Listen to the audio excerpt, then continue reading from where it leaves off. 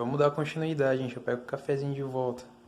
Pessoal, é o seguinte, um momento que eu queria chamar bastante atenção, que vai ser importante para a gente estar pensando, né?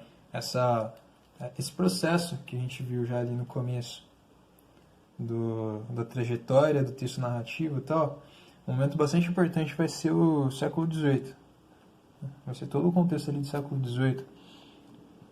Nesse momento a gente vai perceber que aquela forma de longos poemas narrativos tal vai começar a cair mais em desuso, né?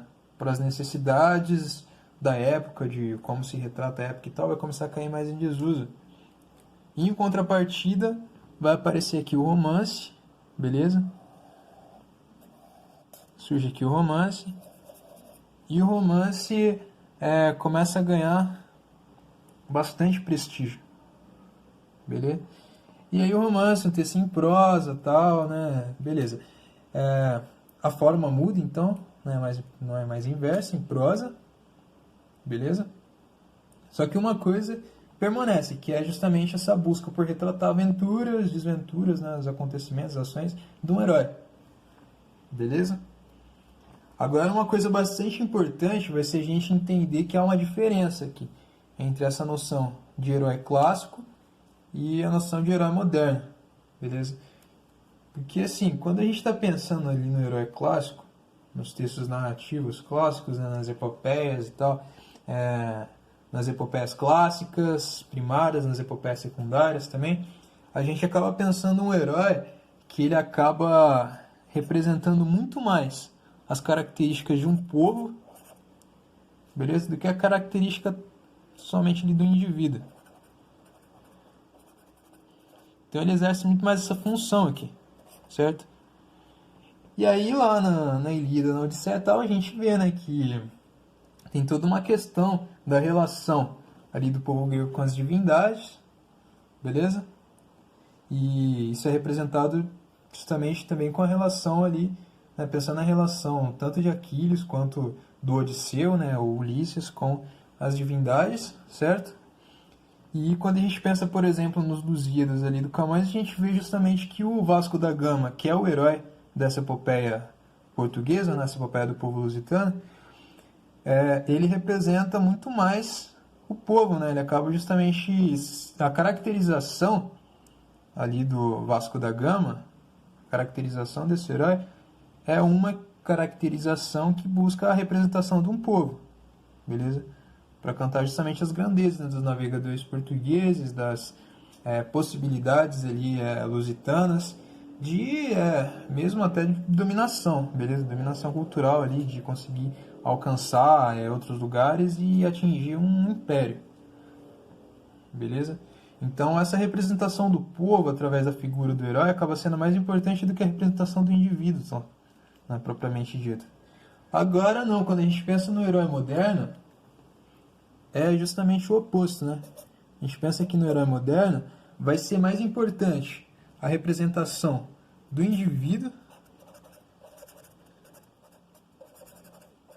que a representação do povo. Até porque o contexto, né, é justamente um contexto que permite e que pede isso, beleza? Então, pensando ali, momento que está acontecendo, né, Revolução Industrial, Revolução Francesa, enfim, as revoluções burguesas que acontecem ali naquele momento, vem com uma base filosófica lá do iluminismo, certo? E é uma base filosófica que justamente vai estar pregando vai estar pregando, vai estar colocando o indivíduo e as liberdades individuais, etc., como o que há de mais importante, beleza? Então aí a gente para pensar, né, naquela fita que tem lá, por exemplo, de liberdade, igualdade, fraternidade, beleza, coisas que depois vocês vão ver ali em filosofia e sociologia, certo? Só que, prestar atenção depois, vocês vão ver que essa fita aqui, liberdade, igualdade, tá uma puta sacanagem, né? Uma puta pegadinha, um jeito que é tratado ali, que reflete muito fortemente justamente nas desigualdades, nas injustiças e nas opressões que a gente percebe muito fortemente hoje, certo? Então, olha só, esse herói moderno, então, ele vai estar se distinguindo, vai estar se diferenciando do herói clássico justamente porque ele vai estar colocando a representação ali do indivíduo, né, acima dessa representação do povo. E essa representação do indivíduo vai acabar buscando justamente características muito humanas, certo? Justamente vai ser propriamente o ser humano comum aqui, né? Vai ser bem o ser humano comum que vai estar importando nessa representação, que importa nessa representação. Beleza? Então, esse herói ele vai começar a ser medido de outra forma, né? Ele não vai mais ser medido a partir ali da relação com as divindades. Ele não vai mais estar representando, por exemplo, o fato de um povo ser escolhido por uma determinada divindade, de um povo estar mais próximo, né, de uma determinada divindade ou não. O que vai estar medindo aí, no caso, o indivíduo e as ações, né, desse herói moderno aqui, a régua que vai estar medindo isso é justamente a do caráter, né, a força do caráter que vai definir esse herói nesse momento.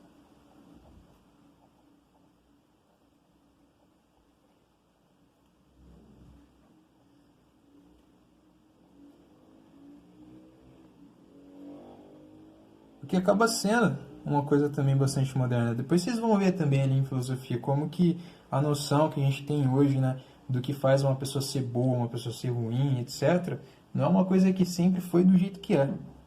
Beleza? Mas eu quero que perceba isso, né? É a força do caráter que vai estar definindo o herói e não o fato dele ser um escolhido dos deuses, das divindades, etc., né, e estar realizando por isso grandes feitos ou qualquer coisa do tipo. Os problemas cotidianos vão começar a ser muito abordados, beleza? E aí, sem auxílio de divindade. Em geral, vai se pensar o indivíduo, ele ali com ele mesmo, né? Ele, muitas vezes, em toda a sua solidão.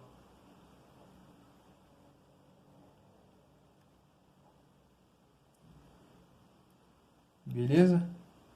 E essas características aqui, elas acabam ajudando a explicar o porquê, né? Em grande parte, explicam aí o porquê de tanta popularidade, né, que o romance acabou adquirindo ali a partir do século XIX.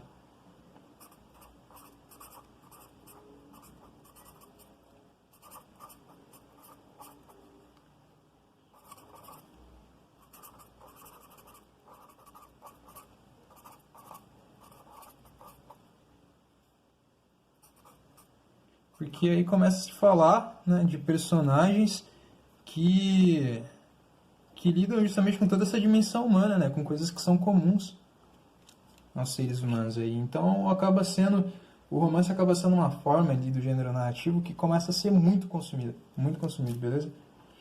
Também já pensando ali que é um contexto em que se amplia de forma muito significativa também o público leitor, tal. A gente vai ver melhor ali quando a gente começar a abordar o romantismo, do romantismo pra frente, beleza?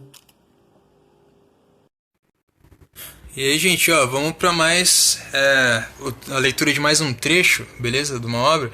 E aí, no caso, a leitura do trecho do livro As Aventuras de Robinson Crusoe, beleza, do Daniel Defoe.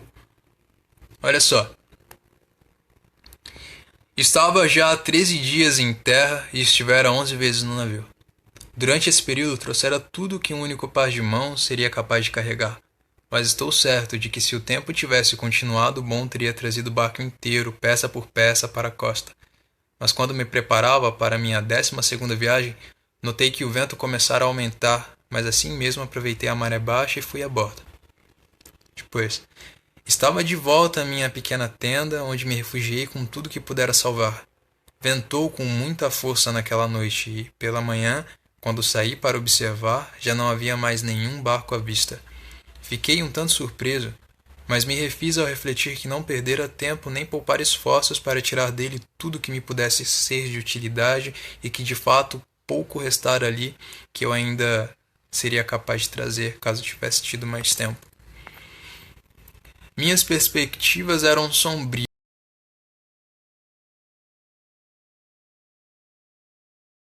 Distância por violenta tempestade, ou seja, centenas de léguas foram das rotas habituais de comércio, tinha razão suficiente para ver tudo com uma determinação dos céus, para que nesse lugar desolado e de modo tão desolador eu terminasse os meus dias. Lágrimas rolavam copiosamente pelo meu rosto enquanto fazia tais reflexões, e algumas vezes perguntava a mim mesmo por que a providência arruinava suas criaturas dessa forma, lançando-as na mais absoluta miséria, abandonadas, desamparadas e até contra a razão agradecer por semelhante vida. Mas sempre brotava em mim algo que detinha tais pensamentos e me censurava. E aí, pessoal, esse trecho que a gente viu aí das aventuras de Robinson Crusoe, do Daniel Defoe, esse livro, né, um romance, ele foi publicado ali no século XVIII, e como a gente viu lá na aula de conto, novela, romance e tal, o romance, por ser um romance, justamente, a gente não consegue pegar todo o significado, todo o sentido desse texto, certo? Só lendo esse trecho. Teria que ler ali o texto inteiro. Mas ele é um texto, né, que fala sobre o Robinson Crusoe, que é o único sobrevivente de um naufrágio, certo?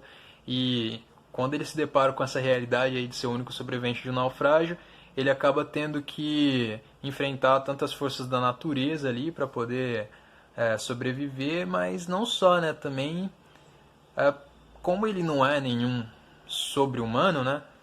Como ele não tem nenhuma relação ali direto com divindade nenhuma, ele acaba tendo que enfrentar outras coisas que são muito humanas também, como a solidão, certo?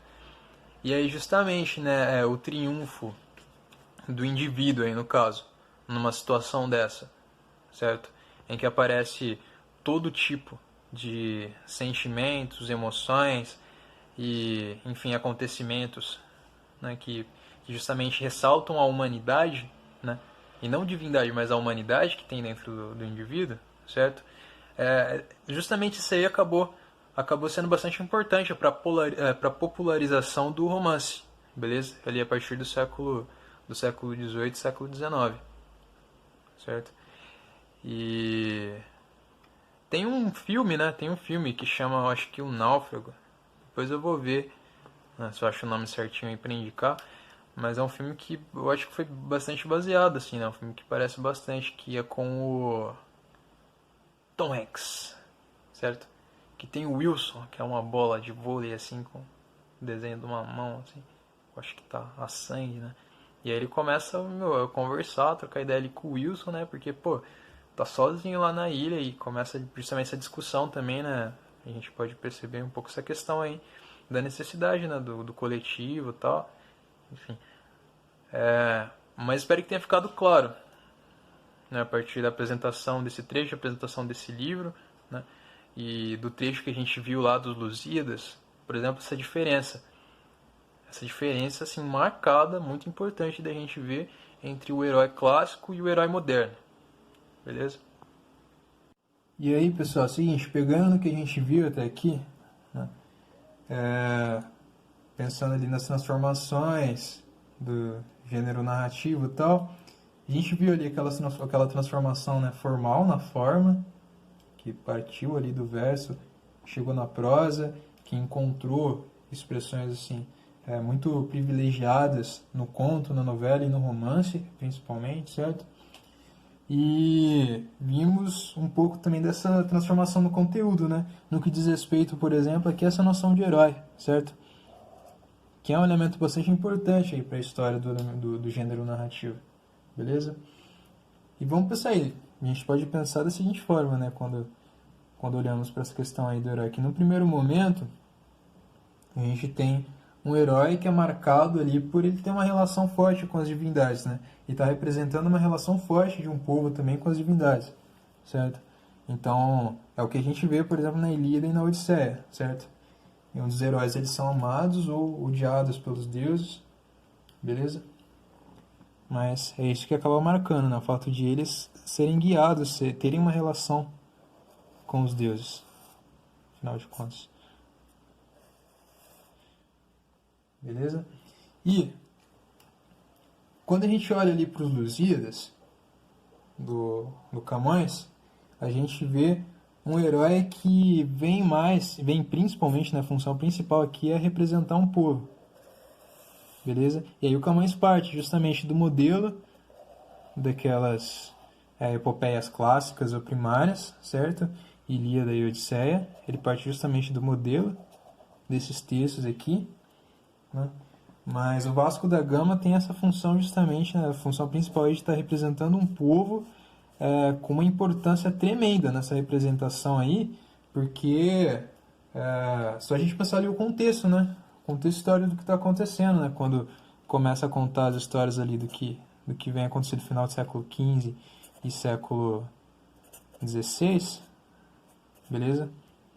Ali o que está acontecendo com Portugal, né? Toda aquela intenção colonialista, toda a intenção de expansão, certo? Toda aquela questão da expansão marítima e tudo mais, é muito importante naquele momento para eles estarem pensando nessa questão aí da representação, né, de um povo, colocando esse povo, no caso os Lusíadas, no caso o povo português, de uma forma avantajada em relação a outros mesmo, em relação a toda essa conquista que eles pregam, né? Quando se pensa na expansão marítima e na intenção colonialista deles aí, os pilantras. Enfim, e aí depois desse momento aqui do herói ali, né?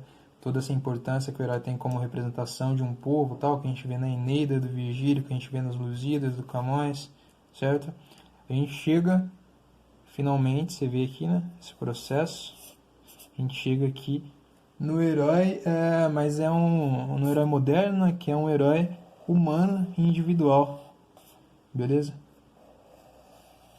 Que é um herói que não vai estar mais aí na representação de um povo, né, buscando representar uma relação com divindades, né, entre os humanos e divindades e tal, mas um herói que lida com questões propriamente humanas, certo? Que tem pontos fortes e fraquezas muito humanas, beleza? E eu dei o exemplo do Robinson Crusoe, do Daniel Defoe, beleza? Sendo justamente um exemplo de um sujeito que tem que lidar ali com a solidão, que é um bagulho muito humano, né? Justamente porque ele não é sobre-humano, porque ele não tem nada que ver com as divindades, beleza? Ele acaba tendo que lidar com essas questões aí, tanto enfrentar ali as forças da natureza para poder sobreviver, quanto tentar sobreviver ali emocionalmente também, né? E, enfim, manter a saúde mental naquele contexto que é muito, que mexe muito, né? Com todas as capacidades dele. Beleza? Família, é isso, hein? Eu vou deixar uma atividade, beleza? Eu vou deixar o link para atividade aí na descrição, né? E é uma atividade bem tranquila mesmo, hein? A partir de assistir o filme A Procura da Felicidade, beleza? E responder uma perguntinha ali, certo? E eu espero que vocês tenham curtido aí, é principalmente isso que eu queria estar abordando, né, nesse momento aí, pra gente pensar a trajetória do texto narrativo, né, do texto de gênero narrativo, beleza? E de resto a gente vai reforçando, vai vendo, né, através aí dos exercícios, das atividades que nós vamos fazendo. E por favor, mano, tem alguma coisa que não tá dando certo também, comenta aí, beleza? O que tá dando certo também, vocês acham que pô, tá da hora, também comenta, dá o like, certo? Muito grato aí pela atenção de vocês e até mais, hein, galera? Beijão.